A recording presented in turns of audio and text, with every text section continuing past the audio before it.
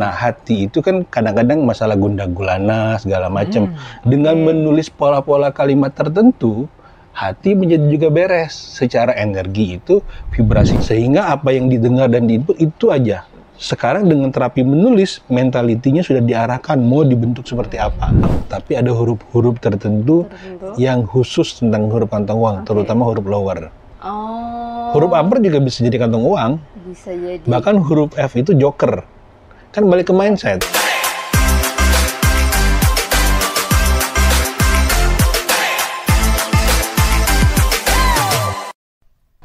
Halo semuanya, kembali lagi di Grafocast. Nah, hari ini spesial banget nih ya Kang Afif ya, karena kita kedatangan tamu yang jauh banget ya Kang Afif ya. Yes, jauh banget ya, dari Bandung jauh ya. Dari Bandung jauh ya. Yaitu adalah ada Mas Afif. Bang Afif. Oh, Bang Afif. Dari Oh iya. Sumatera nih, kalau Sumatera dari Bang Sumatera, biasanya. Bang ya. Oke. Nah, Namanya kok mirip ya? iya ini kok sama banget ya ini. Bang Afif. Yang beda itu Yang beda. beliau pakai Voltus, saya pakai Fanta. Kayak gitu. Jadi untuk membedakan nanti kalau misalkan ke Kang Afif, aku nyebutnya Kang Afif ya, dan ke Bang Afif gitu. Boleh. Jadi nanti biar teman-teman juga nggak bingung nanti ketika ngobrolnya kayak gimana gitu ya. Oke. Betul banget. Jadi ini spesial banget ya, kita kedatangan. Jadi beliau ini ya, Bang Afif ini datang dari Palembang, mendalami grafologi juga dan menspesialisasikannya itu di bidang Ilmu terapannya yaitu terapi menulis, jurnal bersyukur, dan writing for better future. Nah, itu ya, jadi terapi menulis. Jadi bukan sekedar membaca kepribadian seperti apa, tapi juga bisa terapi berarti ya? Betul. Terapi, oke. Nah, Iya. mungkin kita Jadi- kenalan dulu ya gitu. Kita kenalan siapa dulu. sih gitu ya? Jadi saya itu belajar sama beliau juga. Ini kalau untuk grafologinya beliau. Iya. Jadi saya belajar grafologi itu udah banyak, udah ke beberapa guru dan beberapa lembaga. Oke. Nah, tapi jadi dari 2014 sampai dengan sekarang itu masih ngajar grafologi. Tapi dari 2014 hingga 2019 itu terapi menulisnya itu hanya bersifat privat atau sampingan, bukan yang utama. 2019 ke sekarang saya lebih mengutamakan terapi menulisnya. Oke. Grafologi sebagai ilmu pendamping. Pendamping ya. Kenapa seperti itu? Karena lebih berdampak dalam kehidupan seseorang. Ternyata dengan ilmu terapi itu, kehidupan dia secara mentality jauh lebih optimal, jauh lebih baik dibanding hanya sekedar tahu karakter. Oh, oke. Jadi bukan hanya sekedar misalnya tahu karakter, habis ini what gitu loh, mau diapain. Misalnya karakternya jelek, terus mau diapain? Kita kan pengen value-nya menjadi lebih bagus kan? Nah, caranya itu banyak. Nggak hanya terapi menulis. Terapi menulis hanya satu di antara cara, seperti itu. Oke. Wah, menarik ya. Menarik banget ya. Apalagi ini apa ya? Kayak banyak nggak sih orang yang misalkan belajar grafologi tapi nanti akan terfokusnya ke grafoterapi? Nah, itu beliau yang tahu. Iya. Ya, jadi kalau selama ini itu memang lebih banyak grafologi. Ya, kalau grafologi, betul yang Bang Afif sampaikan. Jadi kalau grafologi itu kan kita untuk menggali karakter seseorang. Nah, gitu. Jadi potensinya apa nih gitu ya. Kemudian hambatannya apa gitu. Nah, udah dapat gambarannya ya sudah. Ya kan gitu.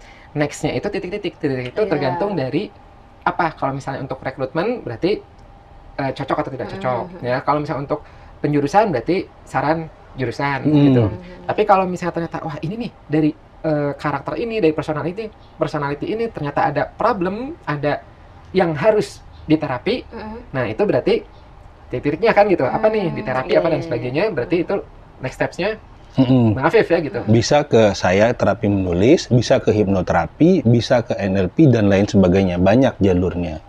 Tapi berdasarkan pengalaman saya mempelajari berbagai banyak ilmu, paling gampang itu terapi menulis. Kenapa? Satu, semua orang bisa menulis. Iya benar. Kalau hipnoterapi belum tentu semua bisa hipnoterapi. Iya kan? Iya. Menulis itu adalah skill pertama yang diajarkan pada saat SD. Pada saat kecil. Itu untuk menulis, mencoret ya. Iya. Itu dari kecil sudah diajarkan. Nah, dengan menulis itu, dia akan membuat dirinya menjadi lebih baik. Jadi gini, kenapa saya menggunakan kata terapi menulis? Itu ada kata majemuk. Majemuk itu maksudnya gini, kata majemuk itu adalah dua kata digabung menjadi satu membentuk arti baru. Jadi terapi menulis ini adalah kata majemuk. Terapi sendiri menurut KBBI, Kamus Besar Bahasa Indonesia, adalah upaya pemulihan seseorang dari sakit. Yes. Menulis adalah, menurut KBBI adalah membuat huruf dan angka dengan metode atau dengan menggunakan pena atau pensil. Sehingga terapi menulis adalah upaya pemulihan seseorang dengan mengubah bentuk tulisan tangan, baik angka ataupun huruf, untuk pemulihan kesehatannya. Sehat apa yang dipulihkan? Sehat hati, sehat pikiran, sehat fisik, sehat keuangan.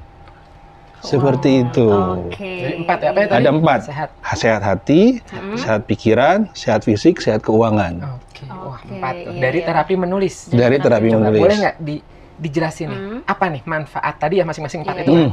Sehat hati itu seperti apa, fisik apa, pikiran, tadi pikiran ya? Pikiran apa dan keuangan apa dengan terapi menulis ini? Jadi, menarik nih ya. Jadi contohnya, contoh yang diantaranya itu kemarin kita ada case peserta terapi menulis yang kena stroke. Jadi pada saat beliau kena stroke, kalau seandainya beliau hanya terapi normal ke fisioterapi, itu termasuk kira-kira memerlukan waktu 3-6 bulan. Nah, dengan bantuan terapi menulis, ternyata prediksi dokter itu bisa dipercepat. 1 bulan sudah mulai pulih. Wah, ini menarik nih ya. Itu, jadi dapat data kan kita kan? Iya. Nah, dapat data kayak gini kan karena diterapkan kan? Nah, terus misalnya itu barusan apa? Fisik gitu fisik ya? kan? Fisik, fisik. Hati. Nah, hati itu kan kadang-kadang masalah gundah gulana segala macam. Dengan menulis pola-pola kalimat tertentu, hati menjadi juga beres. Secara energi itu vibrasinya membaik. Kondisi input perasaan juga membaik. Sama pikiran itu juga seperti itu.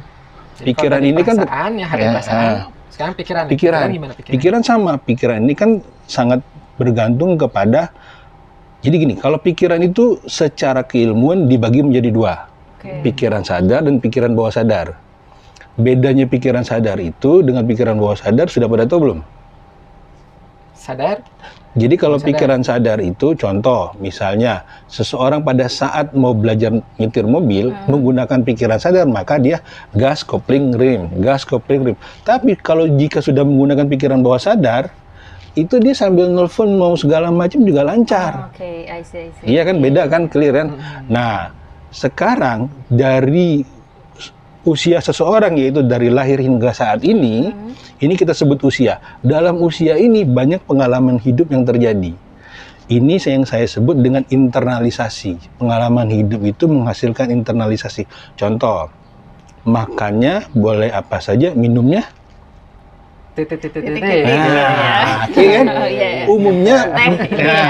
umumnya menjawab hal itu kan. Kenapa? Karena itu yang terjadi terus-menerus. Masuk hingga ke level pikiran bawah sadar. Nah, dengan membenahi pola tertentu, kalimat tertentu ditulis, contoh, dia akan menulis, kalau di terapi menulis itu kalimat wajibnya adalah every day in every way I'm getting better and better. Setiap hari dalam segala hal saya membaik dan terus membaik. Sehingga hatinya menjadi lebih baik, pikirannya menjadi lebih baik, fisiknya menjadi lebih baik, keuangannya juga lebih membaik. Sampai keuangan ya? Keuangan.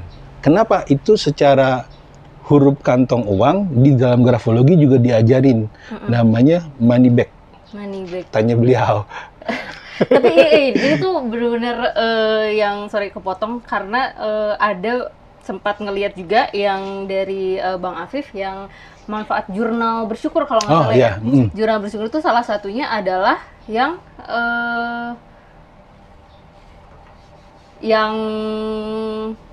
uang itu, yang kantong uang itu. Jadi, nah itu tuh kok bisa gitu, gimana? Nah, referensi ilmunya itu saya dapat dari beberapa guru, satu di antaranya dari lembaga Kairos ini. Hanya bedanya kalau di Kairos, cara penarikan huruf kantong uangnya beda dengan yang saya ajarkan. Kalau Mas Afif gimana? Kalau di Kairos, dia yang penting terbentuk loop. di artinya zona bawah. terjadi zona bawah terjadi bulatan. Intinya hanya itu. Tapi kalau saya yang ajarin itu sekaligus membentuk karakter determinationnya. Jadi dia nariknya harus lurus dulu ke bawah, baru ditarik ke atas menuju middle. Oh, oke. Nah, secara teorinya beliau nanti jelasin. Kalau secara karosnya kenapa kayak gitu, kenapa saya memilih kantong uangnya harus ada determinationnya. Itu juga ada alasan. Kenapa tuh? Jadi sebentar, sebelum ke situ, untuk yang belum tahu nih, apa sih gitu ya, gitu, huruf-hurufnya gitu. Jadi maksudnya adalah tadi di huruf kayak zona bawah tuh kayak huruf Y, G, J, ya gitu. Jadi itu kan ada tarikan ke bawahnya gitu ya, gitu. Nah, Z juga. Z, terutama ZZ Eropa, Z-nya tuh Z zona bawah. Kalau di Indonesia Z-nya Z kecil. Biasa ya, Z biasa. Nah itu yang dimaksud tadi ada loops. Loops itu berarti kayak ada lubangnya gitu ya, kayak lubang gelembungan itu, ya, ada gelembungnya ya gitu istilahnya, ya ada kayak lubangnya gitu, kembali ke atas gitu. Nah kemudian barusan Bang Afif menyampaikan bukan sekedar membuat lingkaran saja, saja gitu, tapi ada beberapa yang diperhatikan seperti barusan ada istilah determination. Berarti tarikan ke bawahnya itu tegas gitu ya. Tegas. Lurus, membentuk garis lurus. Kemudian begitu baru balik ke atas gitu, menuju middle. Kenapa harus menuju middle? Middle itu dalam grafologi adalah zona reality. Yes. Kalau lower masih zona imajinasi, sama seperti upper. Sehingga begitu dia membentuk huruf kantong uang secara mentality itu jadi doa untuk membentuk reality. Dalam penciptaan itu terjadi dua kali. Penciptaan di alam pikiran atau mentality, kedua adalah penciptaan di alam reality atau dunia. Sebelum nyampe ke dunia, kita ciptakan dulu di mentality. Sama dengan menulis every day and every way I'm getting better and better, itu sama dengan dia berproses menciptakan alam mentalitinya. Yang selama ini mungkin dia menciptakannya itu sembarangan atau berdasarkan lingkungan. Sehingga apa yang didengar dan diinput itu aja. Sekarang dengan terapi menulis, mentalitinya sudah diarahkan mau dibentuk seperti apa. Berarti Bang Afif betul nggak gini? Jadi diminta menulis, menulisnya kalimatnya tadi apa? Everyday. Jadi ada ya everyday in every way. Itu ditulis ya in every way. I'm getting better and better. I'm getting better and better. Cuman dengan bentuk penulisan yang sesuai kaidah. Kalau nggak sesuai kaidah, kalau nggak sesuai kaidah juga tetap ada efek, Kang Afif. Kenapa? Karena dari kesadaran kalimatnya itu udah dapat. Oke, jadi dari begitu ditambah ilmu grafologi, dia jadi berpadu kayak energi itu jadi kuantum. Oke, jadi menulisnya itu everyday I'm getting better itu harus dia sadari. Enggak, gitu. Yang penting dia tulis aja. Nah, maksudnya bahwa oh itu akan semakin baik gitu ya. Lama-lama gitu. nanti dia jadi terinstal. Kemudian menulisnya pun itu berdampak juga. Ya, jadi gitu. 2 kali. Jadi si kalimatnya. Jadi kan kalau dalam grafoterapi yang selama ini ada di buku-buku kan cuma diminta menulis. Kalimatnya apa, caranya gimana kan nggak ada yang ngajarin. Cuman hanya dibilang terapi menulis selama 30 hari atau 21 hari. Yang ditulis apa nggak tahu. Nah, balik lagi. Kenapa saya bilang terapi menulis ala Afif itu bisa jadi berbeda dengan grafoterapi versi Ibu Erika? Kenapa? Karena di sini ada unsur ilmu lain. Contoh ilmu bahasa. Bahasa itu adalah alat untuk menyampaikan jalannya kesadaran. Sehingga dengan menulis menyampaikan kesadaran. Contoh kata jemput. Kata jemput itu dalam bahasa Indonesia itu artinya angkut. Bahasa Inggrisnya pick up.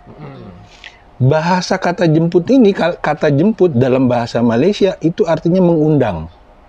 Bahasa Inggrisnya invitation. Kata yang sama, bentuk huruf yang sama, tetapi kesadarannya beda.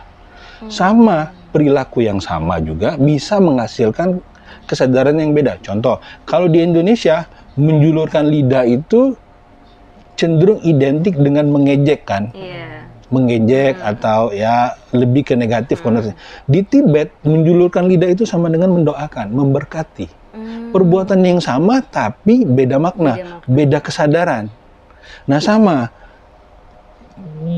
begitu menggunakan terapi menulis kita harus clear dulu mau kesadaran bentuk apa. Dalam kesadaran itu, dalam ilmu itu ada 2 teori kesadaran. Teori kesadaran bentuk value positif. Teori kesadaran bentuk value negatif, dua-duanya ada. Pilih dulu mau yang mana, yang positif atau yang negatif. Begitu sudah memilih, baru bisa dibentuk. Sama seperti kalau kita mau menggambar rumah. pilih dulu kan metodenya mau yang mana nih. Oh, mau yang ini, ya udah kayak gitu. Oke. Seperti itu. Coba kalau kita spesifikkan, barusan ada contoh tuh, kayak misalnya sabar itu bisa positif, bisa negatif. Nah, boleh nggak tunjukin maksudnya positif seperti apa, negatif seperti apa? Contoh, sebelum kita nyampe ke kata sabar, kita pakai dulu peribahasa yang lain.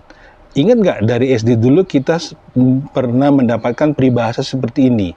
Berakit-akit dahulu, berenang-renang, kemudian bersakit-sakit dahulu, bersenang-senang kemudian. Mbak setuju nggak dengan peribahasa itu? Kalau dulu sih setuju, mungkin kalau sekarang mungkin.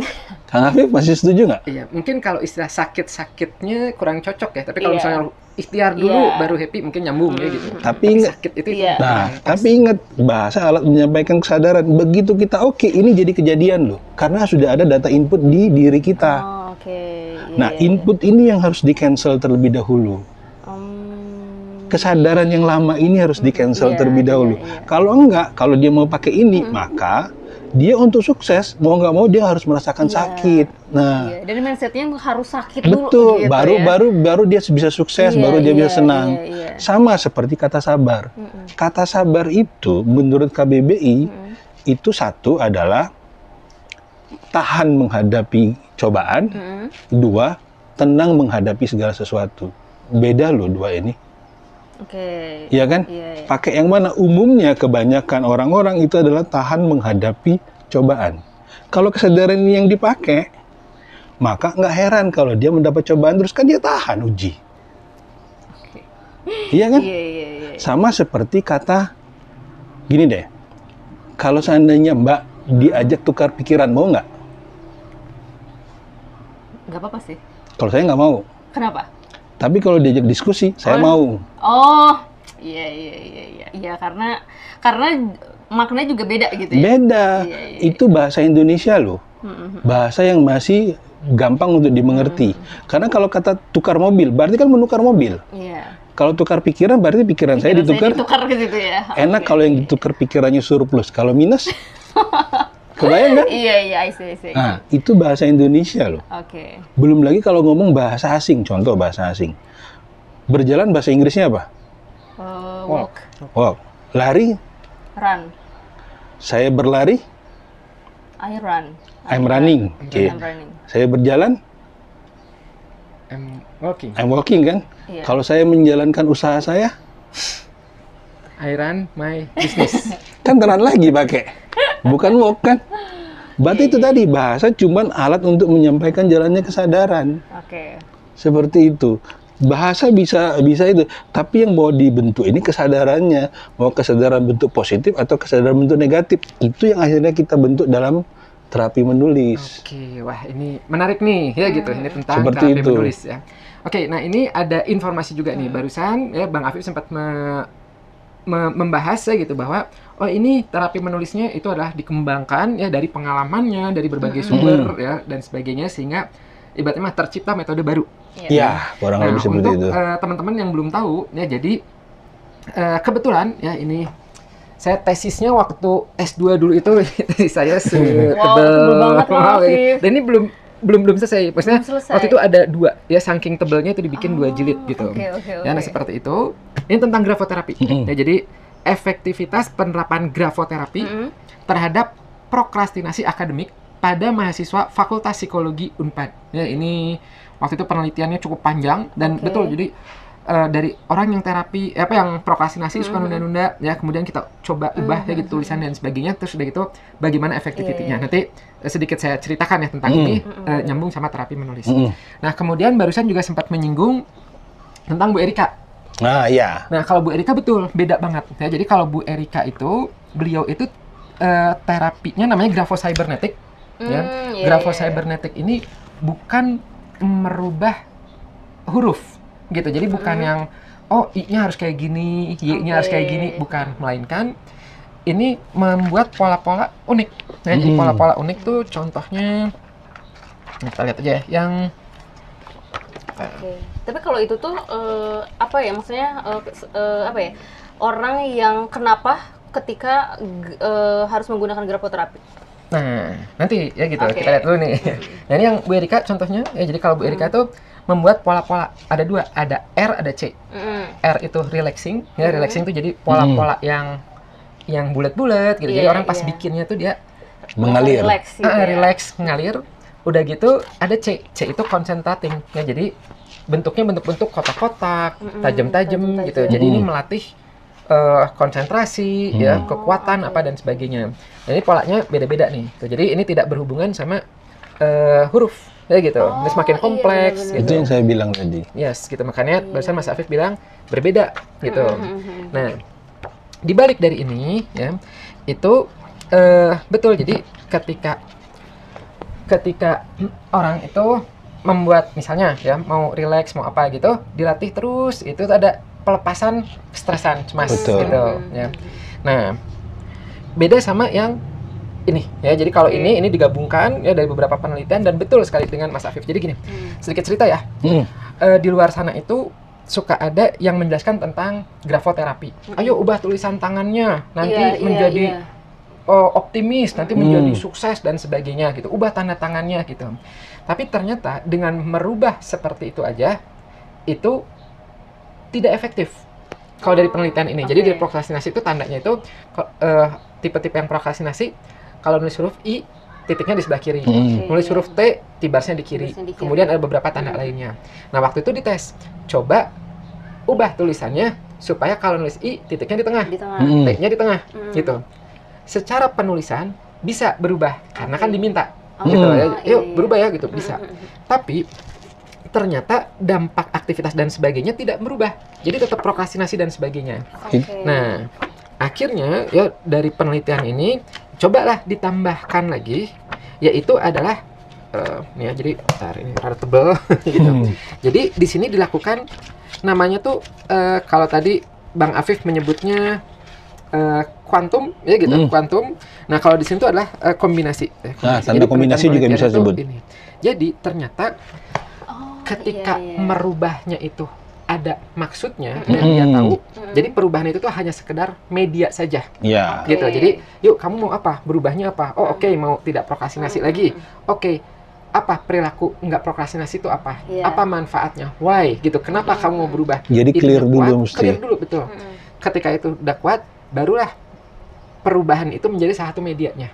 Nah, dengan dia tahu tujuan dan sebagainya, ternyata baru tuh prokrastinasinya berkurang, berubah jadi perubahan.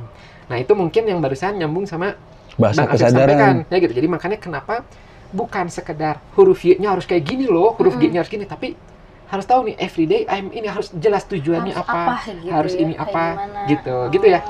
Jadi balik lagi, bahasa adalah alat menyampaikan kesadaran. Jadi clear dulu bahasanya. Bahkan istilah definisi pun kadang-kadang belum clear. Contoh kata membaca. Kan kadang-kadang menurut kamus itu adalah melihat dan memahami sesuatu yang terlihat. Jadi kalau selama melihat sesuatu tapi nggak paham, itu bukan membaca berarti. Nggak masuk kategori arti membaca. Sedangkan arti membaca itu melihat dan memahami apa yang dibaca atau yang dilihat. Bahkan kalau mau menurut kamus bahasa Arab itu kan kata ikro. Ikro itu adalah alqon nazoro alaihi bil maktubi, sama dengan menancapkan apa yang dibaca. Sama dengan kan artinya ngerti. Jadi clear dulu bahasanya apa nih. Bahasnya apa. Begitu bahasanya clear semua, kesadaran itu bisa dapet. Sama seperti kata-kata menunda tadi. Clear dulu yang disebut menunda itu seperti apa. Iya, dan dia inginnya apa. Nah, harus jelas itu gitu ya. jadi clear. Karena apa? Perbuatan yang sama bisa saja kesadarannya beda, seperti kita bahas tadi. Menjulurkan lidah. Di Indonesia sama dengan mengejek, di Tibet sama dengan mendoakan. Perbuatannya sama. Kata yang sama juga menjemput. Menggelengkan kepala. Menggelengkan kepala gitu. Di India kan? Di India, iya. Di kita, iya benar-benar. Seperti itu. Jadi balik lagi, ini hanya metode gitu loh. Oke, ini seru banget ya, dan ini kayaknya mau ada yang lewat dulu ya gitu. Kita lanjutkan setelah yang satu ini.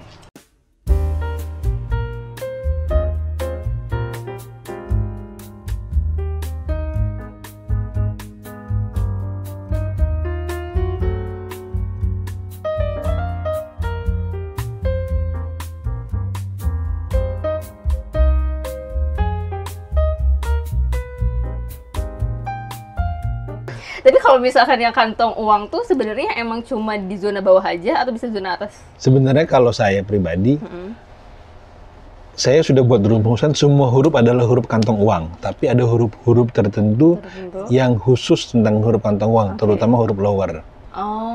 Huruf upper juga bisa jadi kantong uang. Bisa jadi. Bahkan huruf F itu joker. Kan balik ke mindset. Jadi maksudnya gini, untuk yang belum tahu, huruf F itu kenapa joker? Karena huruf F itu bisa kalau di Eropa itu dia tuh atasnya tinggi ke atas, bawahnya dia ke bawah. Jadi ke zona atas, zona tengah, zona bawah. Jadi bisa masuk tiga zona. Itu satu-satunya huruf ya. Tiga zona tuh huruf joker. I see. Seperti itu. Oke. Ya, jadi kalau tadi ada pertanyaan gitu ya, huruf atas, tengah, bawah. Memang kalau dalam grafologi itu kan dibagi 3 ya. Atas itu suka disebutnya mental, tengah itu praktikal, bawah itu fisikal. Nah, nanti ada penjabaran lagi. Contoh misalnya, kalau bawah itu nanti berhubungan sama fisikal, berhubungan sama kesenangan, berhubungan sama keuangan gitu, sama material. Nanti ada juga yang membahasnya seksual gitu, ada macam-macam. Ada buku-buku yang membahasnya hanya seksual aja di bawah gitu kan, padahal ada banyak tuh. Salah satunya tadi material. Nah, kemudian atas. Tadi kan pertanyaannya, atas bisa juga nggak nih? Atas memang bisa juga, tapi atas itu berhubungan sama mentalitinya, sama pikiran, konsep, gitu. Sudut pandang, mindset itu atas gitu. Tengah itu praktikalnya. Makanya barusan ya bagus kalau bisa seimbang secara mentalnya. Bagus ya. Secara physical materialsnya ada dan praktikalnya juga ada. Tadi yang disebutnya realitinya harus ada, betul. Gitu. Karena coba kalau misalnya bawahnya gede, tengahnya kecil, apa tuh jadinya tuh? Iya. Makanya kalau memang memungkinkan 3 zona itu harus seimbang. Kalau enggak gini, dalam hidup itu kan ada 8 aspek. Semuanya kan harus kita penuhi, nggak bisa satu aspek aja. Nggak bisa tuh 8 aspek. Ya, misalnya keuangan, keluarga, kesehatan, karir, sosial dan lain sebagainya kan. Semua ini kan harus kita optimalkan kan. Uang hanya satu dari berbagai aspek. Ya kan? Kesehatan itu juga penting. Semuanya juga penting. Nah, dengan membuat zona itu menjadi seimbang, kehidupan itu menjadi lebih bagus. Seperti itu. Itu juga salah satu yang diterapi di Bang Afif ya. Oke, nah tapi kalau misalkan dari dari kelas-kelasnya Bang Afif itu biasanya siswa-siswanya tuh yang minta diterapi seperti apa sih? Jadi gini, kelas saya itu ada saat ini yang khusus, kelas saya ada 6, tapi khusus tentang terapi itu ada 4. Terapi menulis, ini free saya ajarkan dari tahun 2019 sampai dengan sekarang. Free. Ini yang jurnal bersyukur bukan? Bukan, terapi menulis. Oh, terapi menulisnya. Dulu namanya bukan terapi menulis, jurnal bersyukur umum. Umum, gitu. Sekarang namanya terapi menulis, karena kelasnya saya persingkat, jadi kalimat yang ditulis hanya every day in every way I'm getting better and better. Setiap hari dalam segala hal saya membaik dan terus membaik. Hanya menulis kalimat itu 30 hari. Boleh dalam grup saya, boleh menulis mandiri, bebas. Oke. Itu tuh ya, maksudnya selama 30 hari, pagi 10 menit, malam 10 menit. Teknisnya. 10 menit itu tuh menulisnya, pokoknya selama 10 menit harus nulis itu aja. Berapa kalimat terserah. Bebas. Nah, kalau dia menulisnya sesuai kaidah grafologi, itu jauh lebih bagus. Karena kan nggak semua orang belajar grafologi kan, Kang? Iya. Kalau dia memang belajar ke grup kan otomatis kita ajarkan juga grafologinya. Cara tarikan lower, upper, 3 zona, dan lain sebagainya. Termasuk bar huruf T dan lain-lain, huruf B nggak boleh kebuka, itu diajarkan semua, lengkap, diajarkan semua, karena ada unsur grafologinya. Diajarinnya tuh adalah traits yang bagus-bagusnya gitu ya? Suruh nonton YouTube saya aja, karena kan YouTube kan sudah ada semua, huruf A sampai Z, iya kan? Iya, sudah. Itu kenapa akhirnya lebih cepat ngajarin teman-temannya. Tinggal mereka mau ini, pokoknya standar minimal harus nonton ini, gitu lah.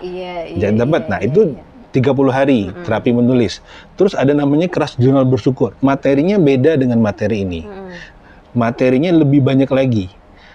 Dalam arti kata gini, ilmunya yang diajarkan sama, yang beda adalah bobot materi, bobot tugas. Kalau pengen hasil lebih, tugasnya lebih dong. Iya, pasti. Iya kan?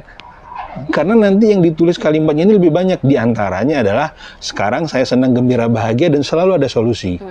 Dia menulis kalimat itu, sekarang saya senang, gembira, bahagia, dan selalu ada solusi. Hidupnya kira-kira kalau ada kendala, penuh solusi nggak? Karena kan ada solusi. Karena kata solusinya terinstal. Solusi. Gitu ya, enggak, gitu. Jadi nggak ada masalahnya. Nah, solusi. Jadi ada banyak kawan-kawan yang ikut terapi itu keadaannya sama, Kang. Keadaannya sama, maksudnya pekerjaannya sama, ininya sama, tetapi dengan dia menulis kalimat sekarang saya senang, gembira, bahagia dan selalu ada solusi, seolah-olah dia itu dapat jalan keluar terus gitu loh.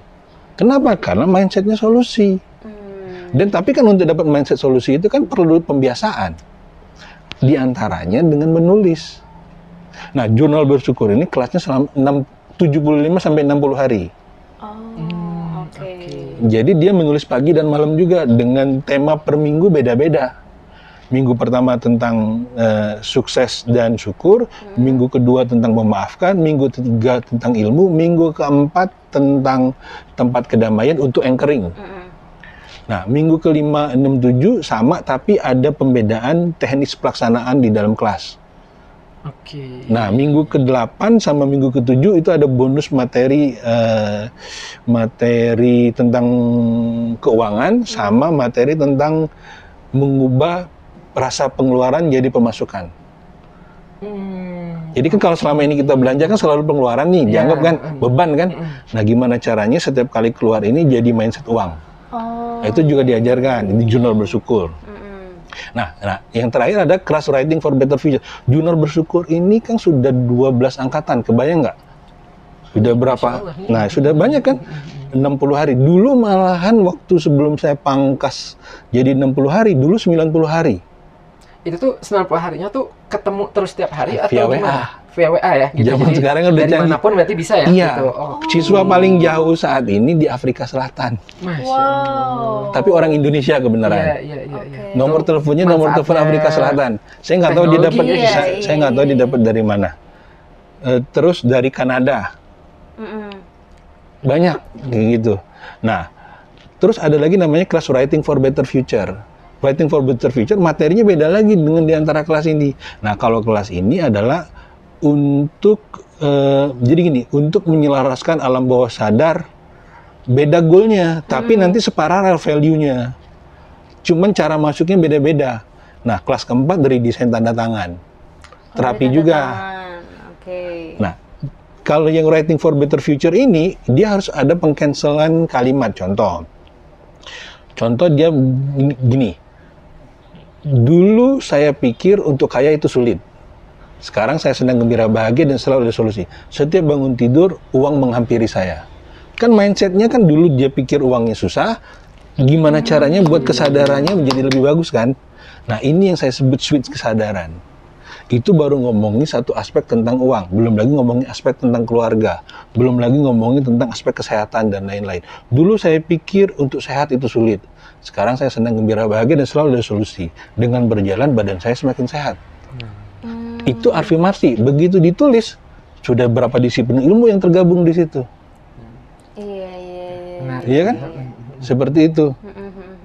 Nah, kalau misalkan sebenarnya itu bagus banget ya, maksudnya dari segi banyak aspek gitu ya. Nah, tapi dari siswanya Bang Afif, apa aja yang udah pernah merasakan manfaatnya itu apa aja sih? Banyak banget. Bener-bener banyak banget. Salah satunya atau jadi gini, maksudnya gini, sebelum mulai kelas, biasanya yang satu di antara goal yang saya selalu ngomongin sama mereka adalah tentukan dulu value-nya apa, maunya apa. Value itu adalah sesuatu yang membuat sesuatu menjadi sedemikian rupa. Jadi contoh, satu gelas aqua atau satu botol aqua itu bisa menghilangkan dahaga. Satu bungkus nasi bungkus itu bisa membuat kenyang. Value-nya menghilangkan dahaga dan membuat kenyang. Bersifat objektif. Harga adalah pengorbanan dalam rangka mencapai nilai. Mau nggak kita berkorban 50.000 plus 50.000 jadi 100.000 untuk mendapat kenyang dan menghilangkan dahaga? Kalau nggak mau, nggak dapat. Iya. Sama juga kalau kita ngomong tentang kesuksesan atau mau punya uang 100 juta. Value 100 juta ini mau nggak kita dapat? Kalau mau, sudah berapa banyak buku yang Anda baca? Sudah berapa banyak teman yang Anda pergauli untuk hal positif? Atau pengen punya keluarga yang sakinah mawaddah warahmah? Iya kan? Sudahkah Anda sayang dengan istri Anda secara tulus? Sudahkah Anda membantu menyapu rupa, membersihkan segala macam? Itu kan value. harus ada harga yang kita bayar. Yes. Mau nggak antar jemput anak dan lain sebagainya. Clear dulu di situ. Kalau sudah clear, ada lagi pertanyaan menarik. Jadi contoh siswa-siswa saya kayak gini. Mas Afif, setelah 30 hari ini gimana Mas Afif? Terus saya balas di WA sambil ketawa bareng. Ya udah nulis aja terus.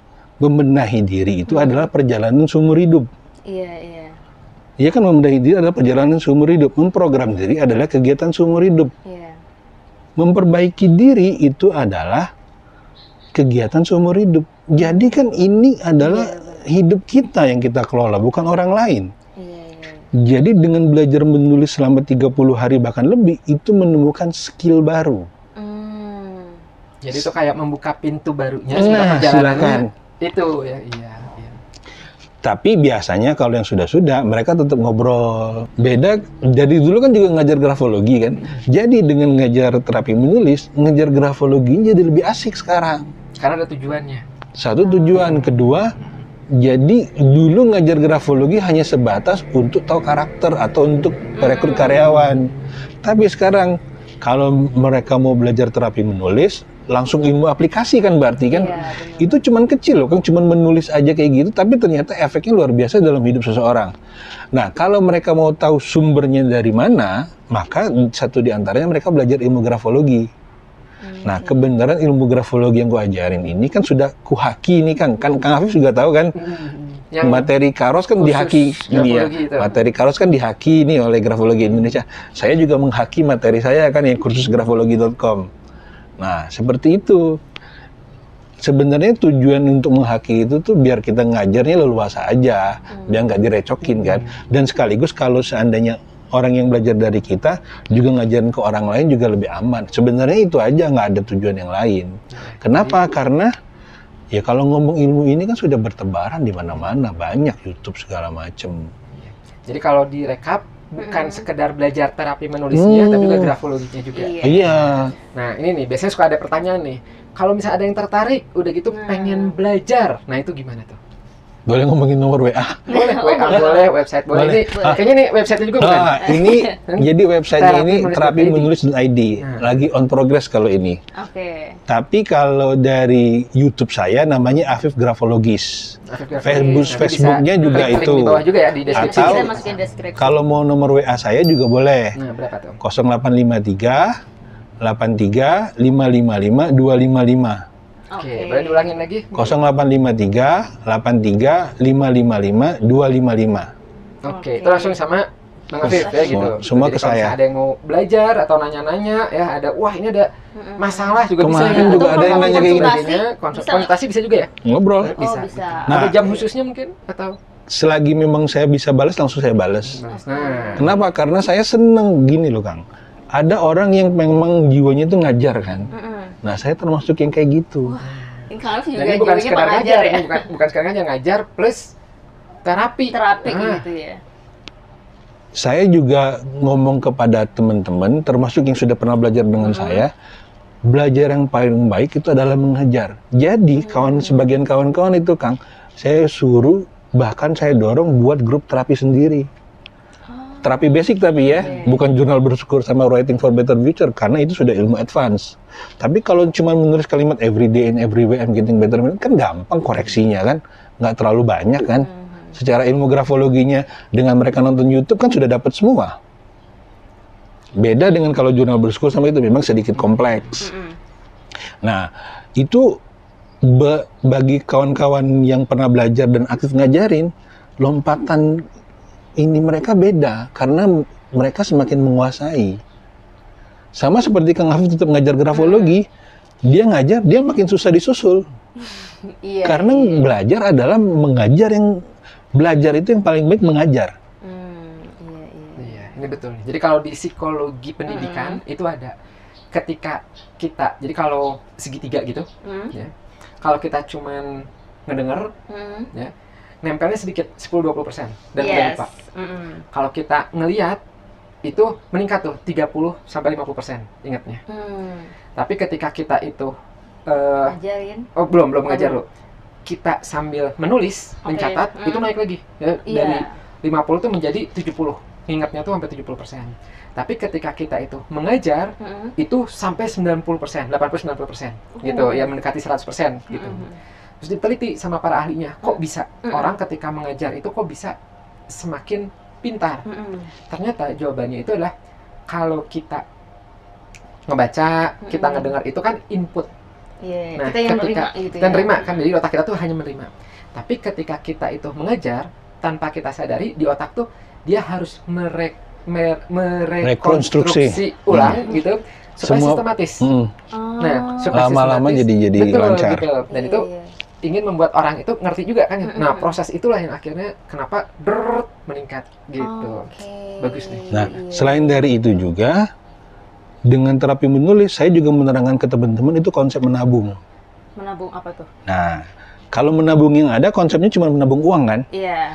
Jadi dengan menerapi menulis, teman-teman tuh melakukan 4 kegiatan menabung. Menabung uang, menabung emosi, menabung waktu, menabung energi. Menabung emosi itu kayak gimana ya? Nah, contoh seperti ini. Menabung uang sudah umum ya. Iya. Menabung emosi itu sebenarnya, contoh gini, yang disebut dengan menabung emosi. Kita sama-sama jual barang produk A nih. Oke, produk A. Ayam lah kita sebut. Tetapi, kenapa ibu pengen belinya ke Kang Afif bukan ke Bang Afif? Karena secara emosi lebih dekat ke Kang Afif kan? Karena Kang Afif punya tabungan terhadap ibu. Tabungan emosi, tabungan kebaikan. Itu disebut dengan tabungan kebaikan. Dengan menulis itu sama dengan kita menabung emosi.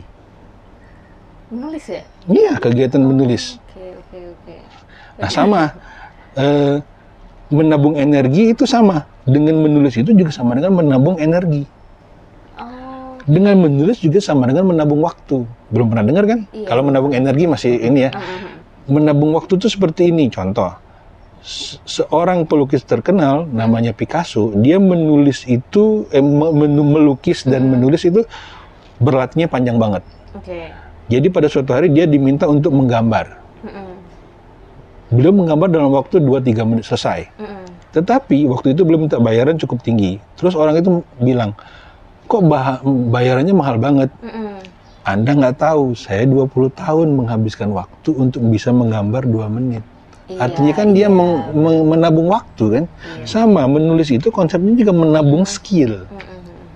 Jadi seperti kalau itu. Kita rekap lagi, yang pasti adalah yang namanya menabung tuh dampaknya positif, gitu. Baik itu menabung uang, ya tadi ada menabung emosi, ya gitu, menabung energi dan waktu, gitu. Kalau sudah plus, jadinya bukan lagi menabung, investasi emosi, investasi energi, investasi uang, investasi emosi.